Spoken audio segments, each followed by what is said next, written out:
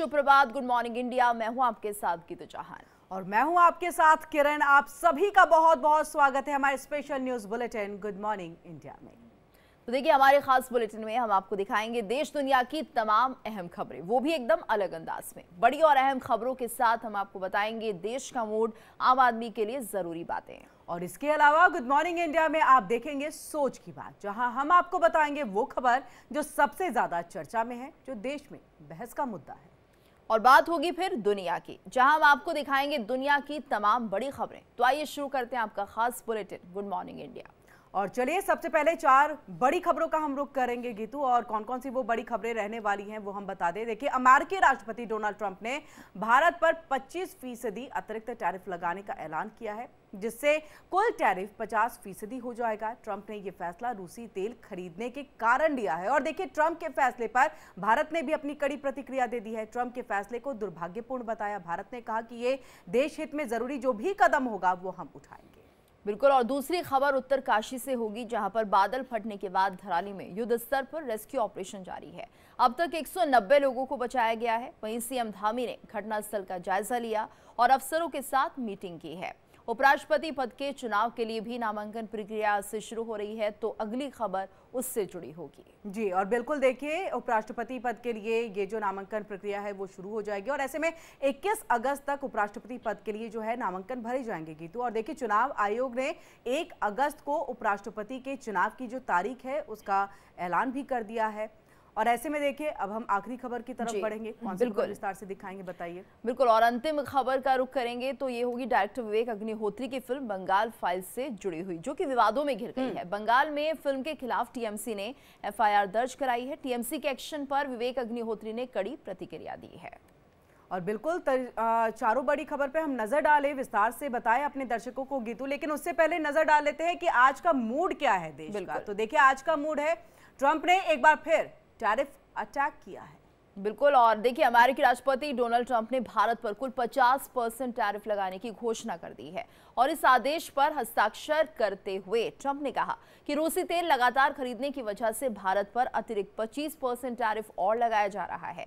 तो ट्रंप की ओर से एक तरफा टैरिफ ऐलान के बाद अब भारत के पास क्या विकल्प है, ये हर कोई जानना चाहता है, क्योंकि ट्रंप के टैरिफ के जवाब में भारत का भी बयान आ चुका है और भारत ने कुल 50% टैरिफ को अनुचित कदम बताया है।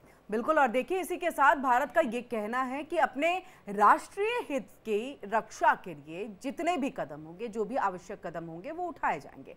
टैरिफ के लागू होने से भारतीय निर्यातक, विशेष रूप से छोटे और मध्यम उद्योग जो है वो भी प्रभावित हो सकते हैं गीतू। बिल्कुल। और ट्रंप का ये टैरिफ 21 दिनों में प्रभावी होगा। वहीं अमेरिका के राष्ट्रपति डोनाल्ड ट्रंप के लिए हिपोक्रेसी की कोई सीमा नहीं है। वो बोलते कुछ हैं और दरअसल पर्दे के पीछे की कहानी कुछ और होती है। तो अब ये देखिए कि उन्होंने भारत पर रूसी तेल खरीदकर यूक्रेन में उसकी जंग को फंड करने का भी आरोप लगाकर भारत पर 25% का एक्स्ट्रा टैरिफ लगा दिया है। वहीं विदेश मंत्रालय ने एक बयान में कहा कि यह बेहद दुर्भाग्यपूर्ण है कि अमेरिका ने भारत पर अतिरिक्त शुल्क लगाने का फैसला किया है। किरण जी, और देखिए, भारत अपने राष्ट्रीय हितों की रक्षा के लिए सभी जरूरी कदम उठाएगा, जो हम लगातार बता रहे हैं कि ट्रंप ने पिछले हफ्ते ही देखिए भारत पर 25% टैरिफ लगाने की घोषणा की थी, और साथ ही देखिए जुर्माना लगाने का भी जो है उसने ऐलान कर दिया था, जिसके बाद खरी खरी जो है भारत की तरफ से सुना दी गई थी। अब इसके बाद इसी से तिल मिला करके देखिए 25% और यहाँ पर बढ़ा दिया गया और 50% कर दिया गया। इसके साथ उन्होंने ये भी कहा था कि रूस के साथ व्यापार करने के लिए भारत पर अलग से जुर्माना, जिसका जिक्र देखिए अभी मैंने किया भी यहाँ पर। और देखिए, दरअसल भारत और रूस के जो बीच जारी तेल और सैन्य व्यापार है, उससे ट्रंप जो है वो झल्ला गए हैं। उन्होंने अपनी ताकतों का एक तरह से गलत इस्तेमाल करना जो है वो शुरू कर दिया है, और भारत को दबाने की एक भरपूर कोशिश की जा रही है। बिल्कुल। लेकिन शायद ट्रंप भूल गए हैं कि भारत यहाँ पर बहुत ही साफ तरह से अपनी बात को रखता है, और यहाँ पर कह भी दिया गया है कि वो ट्रंप के फैसलों के आगे नहीं झुकेगा। डोनाल्ड ट्रंप ने बुधवार को भारत पर 25% अतिरिक्त टैरिफ लगाने के बाद कहा कि आपको कई सेकेंडरी सेक्शन देखने को मिलेंगे, और इसका सीधा मतलब ये हुआ कि ट्रंप भारत पर 50% टैरिफ लगाने के बाद भी पूरी तरह से खुश नहीं है, और वो भारत पर कई सारे सेकेंडरी सेक्शन भी लगाने की तैयारी कर रहा है। यानी सेकेंडरी सेक्शन एक आर्थिक प्रतिबंध होता है जो कि किसी ऐसे देश पर लगाया जाता है जो किसी ऐसे देश के साथ व्यापार करता है जिस पर पहले से ही प्राइमरी सैंक्शंस लगाए गए हों। तो ये एक तरह से देखिए कि रशिया के ऊपर में ऑलरेडी जो है सेक्शंस लगे हुए हैं, तो उसी को अब आधार बना करके ये भारत को दबाने की कोशिश में ट्रंप लगे हुए हैं। और देखिए 50% टैरिफ का असर सीधे तौर पर ऑटो पार्ट्स पर, अब इसका असर तो डेफिनेटली पड़ने वाला है। भले ही एक कह रहे हैं कि छोटे टाइम के लिए जो है वो पड़ेगा, एक स्मॉल जो है वो देखने को मिलेगी स्थिति, लॉन्ग टर्म के लिए ऐसा कुछ नहीं होगा, लेकिन अगर उतना भी पड़ेगा तो नुकसान हो सकता है। किस किस पे पड़ेगा वो भी बता देते हैं अपने दर्शकों को। ऑटो पार्ट्स पर, टेक्सटाइल पर, इलेक्ट्रॉनिक्स आइटम जो है उसके ऊपर में इसका असर पड़ेगा। इसके अलावा स्टील, केमिकल, फार्मा इंडस्ट्री के प्रोडक्ट्स भी जो है अभी के मुकाबले काफी ज्यादा महंगे हो जाएंगे। दाम बढ़ने से इनकी मांग में जो है वो कमी आएगी। और फिर देखिए अमेरिकी इंपोर्टर भारतीय सामानों पर इंपोर्ट करना जो है वो कम कर देंगे, या फिर ये कहे कि देखिए भारतीय एक्सपोर्टर्स पर कम कीमत में सामान देने का एक दबाव जो है वो बनाया जाएगा। बिल्कुल, और जाहिर सी बात है कि इसको लेकर ट्रंप क्या कुछ कह रहे हैं, जरा सुनते हैं किस तरह से उन्होंने ये फैसला लिया है। Secondary sanctions for Russian oil. Then having that tariff or sanction rather or not hinges on what going forward? It may happen. I mean, I don't know. I can't tell you yet, but we did it with India. We're doing it probably with a couple of others. One of them could be China. और वहीं अमेरिकी राष्ट्रपति Trump द्वारा रूस से तेल खरीद पर भारत पर 25% का एक्स्ट्रा टैरिफ लगाने पर बयानबाजी का दौर जारी हो चुका है। और इसी कड़ी में अब कांग्रेस सांसद शशि थरूर का बयान भी सामने आया है। कांग्रेस सांसद शशि थरूर ने कहा कि मुझे नहीं लगता कि हमारे लिए कोई खास अच्छी खबर है। सुनिए क्या कहा। I see. Well, I mean, I don't think that's particularly good news for us, but you know, obviously if that takes our total tariffs to 50%, then that's going to make our goods unaffordable to a lot of people in America. And in particularly when you're looking at these percentages, you have to compare them with the tariffs being levied on some of our competitors. And I'm afraid if you look at people like Vietnam, Indonesia, Philippines, even Bangladesh and Pakistan have lower tariffs than us, then ultimately people will not be buying goods from us in America if they can buy them cheaper elsewhere. So that's not very good for our exports to America. This means we need to very seriously diversify to other countries and other markets which may be interested in what we have to offer. We now have an FTA with the UK, we are talking to the EU. There are many countries in which hopefully we would be able to, but in the short term it is definitely a blow. I don't think we can sugarcoat it. और बिल्कुल गीतू, देखिए किस तरह से शशि थरूर ने बताया कि अब हमें क्या करना चाहिए और डेफिनेटली इसका असर तो पड़ेगा। महंगे सामान होंगे तो खरीदा नहीं जाएगा और अब मार्केट बदलने की यहाँ पर जरूरत है। आगे बढ़ते हैं और देखिए सवाल आम आदमी का, अब उसकी बात हम कर लेते हैं। धराली में आई आपदा ने इलाके का नक्शा ही बदल दिया। आज तीसरे दिन भी देखिए रेस्क्यू ऑपरेशन लगातार जारी है। मुख्यमंत्री खुद वहां पर मौजूद हैं। बिल्कुल, और उत्तराखंड के उत्तरकाशी जिले के धराली गांव में आई तबाही को 24 घंटे से ज्यादा ऊपर हो गए हैं और अभी भी रेस्क्यू ऑपरेशन चलाया जा रहा है। तो सीएम धामी धराली गांव में ही कैंप किए हुए हैं और अब तक 190 से ज्यादा लोगों को बचाया भी गया है। हादसे में 6 लोगों की दुखद मौत हो चुकी है जबकि 50 से ज्यादा लोग लापता बताए जा रहे हैं। तो धराली में रेस्क्यू ऑपरेशन में सेना ने भी मोर्चा संभाल रखा है। लोगों को सुरक्षित निकालने के लिए आईटीबीपी, सेना, एसडीआरएफ, एनडीआरएफ और उत्तराखंड पुलिस के जवान लगे हुए हैं। इस रेस्क्यू ऑपरेशन में वायुसेना के भी कई हेलीकॉप्टर लगे हुए हैं। किरण जी, और देखिए यहाँ पर कि सेना ने मानवीय सहायता के लिए अभियान शुरू कर दिया है। कई सड़कों के टूटने और एक पुल के ढह जाने के बाद इलाके का जो संपर्क है वो उत्तर और दक्षिण दोनों ही तरफ से जो है बिल्कुल कट चुका है। ऐसे में देखिए सेना के 225 से अधिक जवान इनमें पैदल वो जा रहे हैं और पैदल सेना जो है वो खास तौर से यहाँ पर काम कर रहे हैं। इंजीनियरिंग की टीमें जो है वो भी वहाँ पर बचाव कार्य में जुटी है और वहाँ पर देखिए वापस से आपको तमाम चीज़ों को खड़ा करना है। ऐसे में इंजीनियरिंग के जो टीम है वो भी वहाँ पर मौजूद। सेना की टीमें खोज, बचाव, राहत कार्यों के लिए ज़मीन पर तैनात है। टेकला के पास देखिए ड्रीको रडार के साथ 7 टीमें जो है वो काम कर रही हैं और ऐसे में देखिए राज्य सरकार ने आपदा मोचक निधि से राहत और बचाव के लिए जो 20 करोड़ रुपए है उसकी धनराशि जारी कर दी है। बिल्कुल, और धराली गांव में मंगलवार दोपहर ऐसी भयावह त्रासदी हुई और यहाँ पर देखिए इसे भुलाना मुश्किल है क्योंकि इतनी ज्यादा भयावह थी। शायद जो मंजर अगर किसी की आंखों के सामने आए तो उसे भी देखकर और सोचकर भी वो कांप उठता है।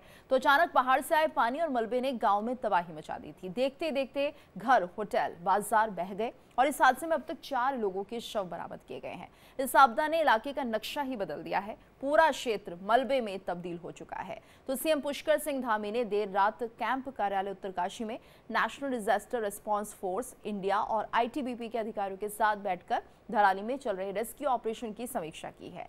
बात करें अगर वहां के मौसम की, तो प्रदेश के सभी जिलों में बारिश का रेड अलर्ट अभी भी जारी किया हुआ है। तो मौसम विज्ञान विभाग ने कई दौर की भारी से बहुत ज्यादा भारी बारिश की भी संभावना जताई है और पिछले 24 घंटे में कई जिलों में सामान्य से अधिक बारिश दर्ज भी की गई है। वहीं प्रशासन ने इंटर कॉलेज हर्षिल, GMVM और झाला में राहत शिविर शुरू किए हैं। इसके साथ ही क्षेत्र में बिजली और संचार नेटवर्क को बहाल करने के लिए भी काम किया जा रहा है। बिल्कुल, और देखिए ऐसी आपदा आई है कि उससे अभी उभर पाना जो है वो लोगों के लिए मुश्किल है, लेकिन ऐसे में सेना के जवान, ITBP, NDRF, SDRF तमाम टीमें हैं और देखिए वो खुद भी वहां पर पहुंच पाने में उन्हें काफ़ी लंबा वक्त जो है वो लग रहा है, क्योंकि रास्ता कट चुका है, संपर्क टूट चुका है।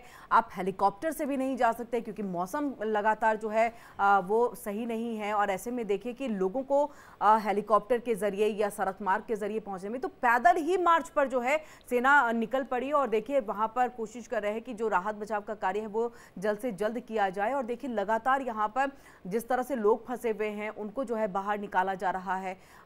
उसके बाद जो है अभी इंफ्रास्ट्रक्चर को वापस से आपको वहां पर खड़ा करना है। जितनी वहां पर इमारतें, घर, मकान सब तो जमींदोज हो गए हैं, मलबे में सब कुछ तब्दील हो गया है। तो अब ऐसे में इन सबको वापस से पटरी पर लाने के लिए इंजीनियरिंग टीमें और देखिए 20 करोड़ से ज्यादा की धनराशि जो है वो जारी की गई है और मुख्यमंत्री पुष्कर सिंह धामी लगातार संपर्क जो है वो बनाए हुए हैं, खुद मौके पर मौजूद हैं। पहले हवाई सर्वेक्षण उन्होंने किया, इसके बाद गृह मंत्री अमित शाह से उनकी बातचीत हुई थी। उन्होंने कहा था कि हर संभव मदद जो है वो केंद्र की तरफ से दिया जाएगा। प्रधानमंत्री भी लगातार जो है इस पर नजर बनाए हुए हैं और पल पल की जानकारी जो है वो उनके तरफ से ली जा रही है। ऐसे में खुद मुख्यमंत्री जो है वहां पर मौजूद है, ये अपने आप में एक बहुत बड़ी बात है। और देखिए ढांढस जो है वो आपदा में जो पीड़ित लोग हैं उनको इससे बंधता है कि जो मेरे मुखिया है, मेरे प्रदेश के मुखिया है, वो मेरे साथ में यहाँ पर मौजूद है हमारी इस मुश्किल की घड़ी में और उन्होंने बातचीत भी की है। बिल्कुल किरण, और ये देखिए कुछ तस्वीरें आ रही हैं, इन तस्वीरों को देखकर आप समझ सकते हैं किस तरह से यहाँ पर जो रेस्क्यू का काम है वो चल रहा होगा। ये जो रास्ता है ये पूरी तरह से तबाह हो चुका है। जेसीबी मशीन बिल्कुल अपनी ये समझिए जान जोखिम में डालकर यहाँ पर काम कर रही है। बहुत ही संकरा रास्ता ये हो चुका है, जो कभी अच्छा खासा हाईवे हुआ करता था, साथ में नदी बह रही है और ऐसे में लोगों का रेस्क्यू करना, लापता लोग हो चुके हैं उन्हें बचाना, उन्हें बाहर निकालना बहुत बड़ी चुनौती है प्रशासन के लिए। और ऊपर से मौसम के लिए जो कहा जा रहा है कि भारी से अति भारी बारिश यहाँ पर हो सकती है, उसके बाद भी जो हमारे जवान है वो लगे हुए हैं, रेस्क्यू टीमें लगी हुई है, NDRF की, SDRF और ITBP लगातार मौके पर मौजूद है। ये देखिए ये तस्वीरें और ज्यादा आपको और हमारे दर्शकों को समझने में आसानी होगी किस तरह से यहाँ पर रेस्क्यू होगा, आखिर कैसे लोगों को बचाया जाएगा, क्योंकि प्रशासन के सामने इतनी बड़ी चुनौतियां हैं, एक सिरे से दूसरी तरफ आप जा नहीं सकते हैं, रास्ता बहुत ज्यादा संकरा हो चला है। इसलिए कहा यह भी जा रहा है कि जो रेस्क्यू का काम है वो काफी धीमी गति से चल रहा है। दूसरा ये कि यहाँ पर मोबाइल नेटवर्क एक तरह से ध्वस्त हो चुका है, बिजली आ नहीं रही है, मोबाइल से आप कांटेक्ट नहीं कर सकते। अगर कोई बच भी रहा होगा इस हादसे में या कहीं छिपा होगा, कहीं मलबे से बच के थोड़ा सा इधर उधर हुआ भी होगा, तो वो संपर्क भी नहीं साध सकते हैं। तो ये चुनौतियां हैं मौसम की, प्रकृति की, जो कि हम यहाँ पर उत्तरकाशी में देख रहे हैं। बिल्कुल गीतू, कोई ये तस्वीर देख के कह सकता है कि यहाँ पर भी कभी रास्ता हुआ करता था? बिल्कुल नहीं। उन्हें तो लगेगा कि शायद ये पहली बार कोई नया हाईवे बनाने के लिए जो है अभी यहाँ पर कार्य जो है वो किया जा रहा है और निर्माण कार्य हो रहा है। जेसीबी मशीन, बाकी अधिकारी वहाँ पर लगे हुए हैं। कोई भी इस बात को नहीं कह सकता कि कभी यहाँ पर कोई रास्ता हुआ करता था या फिर किसी तरह का नेशनल हाईवे यहाँ पर था जिससे लोगों का संपर्क जो है बहुत आसानी से और लोगों की आवाजाही बहुत आसानी से हुआ करती थी। मतलब इस तरह की तस्वीर अभी जो है वो निकल करके सामने आ रही है। और किरण आगे बढ़ते हैं, कुछ और खबरों से अपने दर्शकों को रूबरू कराते हैं। और दरअसल उपराष्ट्रपति पद से जगदीप धनखड़ के इस्तीफे के बाद बीजेपी ने उनके विकल्प की तलाश शुरू कर दी है और उपराष्ट्रपति पद के चुनाव का औपचारिक ऐलान होने के साथ ही सियासी बिसात भी बिछाई जाने लगी है। आज से उपराष्ट्रपति पद के चुनाव के लिए नामांकन प्रक्रिया शुरू होगी और उपराष्ट्रपति पद के लिए 21 अगस्त तक उम्मीदवार अपने नामांकन दाखिल कर सकते हैं। तो 22 अगस्त को नामांकन पत्रों की जांच होगी और 25 अगस्त तक अपने नाम वापस भी लिए जा सकते हैं। और वहीं देखिए कि उपराष्ट्रपति पद पर एक से ज्यादा उम्मीदवार होने पर 9 सितंबर को मतदान होगा। लोकसभा और राज्यसभा के सदस्य मतदान में हिस्सा लेते हैं।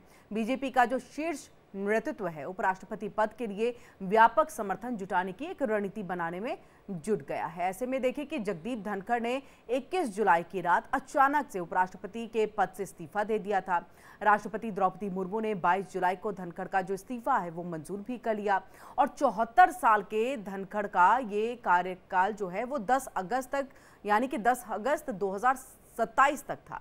ऐसे में 2022 में ही देखिए उन्होंने उपराष्ट्रपति पद के चुनाव में एनडीए के उम्मीदवार के तौर पर जो है वो खड़े हुए थे और उन्होंने जीता भी था। और उसके बाद देखिए यहाँ पर विपक्ष की तरफ से कांग्रेस नेता मार्गरेट अल्वा उम्मीदवार के तौर पर उस वक्त में खड़े थे। 2022 की हम बात कर रहे हैं और धनखड़ ने मार्गरेट अल्वा को जो है भारी मतों के साथ हरा दिया था। जगदीप धनखड़ को जो है 528 वोट जो है वो मिले थे, जबकि मार्गरेट अल्वा को अगर हम बता दें तो 182 सांसदों का जो है समर्थन प्राप्त हुआ था। ऐसे में जगदीप धनखड़ को मिली भारी मतों से जीत में एनडीए दलों के समर्थक ने साथ साथ कई जो गैर एनडीए दलों के भी समर्थक हैं उन्होंने यहां पर अहम योगदान दे दिया था। बीजेपी की कोशिश थी कि जगदीप धनखड़ से भी एक बड़ी जीत की इबारत लिखने की, लेकिन देखिए ऐसे में उन्होंने बीच में ही जो है इस्तीफा दे दिया, जिसके बाद अब ये नए सिरे से उपराष्ट्रपति पद के लिए जो है वो एक चुनावी दौर जो है वो चलेगा देखने को। बिल्कुल, और ये पूरी प्रक्रिया चल रही है। चलिए आगे बढ़ते हैं और बात करते हैं सोच की बात की। द बंगाल फाइल्स फिल्म कानूनी पचड़े में फंस गई है, निर्माता पर एफआईआर हो गई है। सोचने वाली बात यह है कि जब भी कोई फिल्म किसी तथ्य इतिहास पर बनती है तो उस पर हर बार ऐसा ही विवाद आखिर होता क्यों है? क्योंकि द कश्मीर फाइल्स बनाने वाले फिल्म मेकर विवेक अग्निहोत्री एक बार फिर से चर्चा में हैं। उन्होंने 1946 में बंगाल में हुए हिंदू नरसंहार, जिसे डायरेक्ट एक्शन डे के नाम से जाना जाता है, उस पर द बंगाल फाइल्स नाम से एक फिल्म बनाई है। भारत में रिलीज से पहले ही इसके डायरेक्टर विवेक अग्निहोत्री के खिलाफ पश्चिम बंगाल में एफआईआर दर्ज की गई है और इस पर विवेक ने तृणमूल कांग्रेस के सदस्यों द्वारा फिल्म के खिलाफ शुरू की गई कानूनी कार्रवाई पर कड़ी प्रतिक्रिया भी दी है। बिल्कुल, और देखिए कि उन्होंने पश्चिम बंगाल सरकार पर उनके काम को दबाने का आरोप लगाया। बहुत बड़ा ये आरोप है। ऐसे में देखिए उन्होंने ये भी कह दिया है कि किसी से वो दबने वाले नहीं है और अपने फिल्म का जो जोर शोर से प्रसार है वो जरूर करेंगे, यानी कि प्रचार प्रसार जो है वो करेंगे। हालांकि इस पर देखिए कलकत्ता हाई कोर्ट ने रोक लगा दी है और इसके बाद अग्निहोत्री ने सोशल मीडिया पर एक वीडियो जारी कर ये कहा कि वो इस फिल्म का ट्रेलर जो है वो बंगाल से ही जारी करेंगे। बिल्कुल, और उसमें उन्होंने साफ कर दिया कि अब वो पीछे नहीं हटने वाले हैं। तो विवेक अग्निहोत्री ने कहा कि फिल्म हिंदू नरसंहार पर बनी सबसे महत्वपूर्ण फिल्मों में से एक है और ये हमारे इतिहास के कई काले अध्यायों को उजागर भी करती है। तो ये वो दिखाती है जिसे कुछ निहित स्वार्थी तत्वों ने बहुत लंबे समय से छिपा कर रखा। विवेक रंजन ने कहा कि जब वो फिल्म बना रहे थे तभी से ममता बनर्जी सरकार उनके खिलाफ काम कर रही थी और उन्हें बंगाल में फिल्म शूट करने की परमिशन तक नहीं दी गई थी।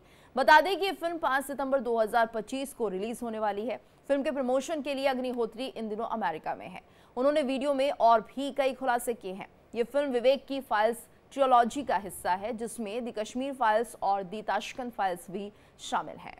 बिल्कुल, देखिए अब इसको लेकर के किस तरह से जो है ममता सरकार फिल्म रिलीज ना हो, जोर तोड़ से जो है वो प्रयास जो है उनकी तरफ से किया जा रहा है। लेकिन वहीं अग्निहोत्री का ये कहना है कि हम दबने वालों में से नहीं है। वीडियो अब जारी कर दिया गया है, तो ऐसे में मुझे लग रहा है कि अब जो है फिल्म रिलीज होगी, अब कब तक होगी इस पर जो है हर किसी की नजर बनी रहेगी। और जो हकीकत है फिल्मों के जरिए जो है कई बार दिखाया जाता है, बताया जाता है कि उस वक्त में आखिरकार क्या हुआ था, और यही द कश्मीर फाइल्स में भी देखने को मिला था।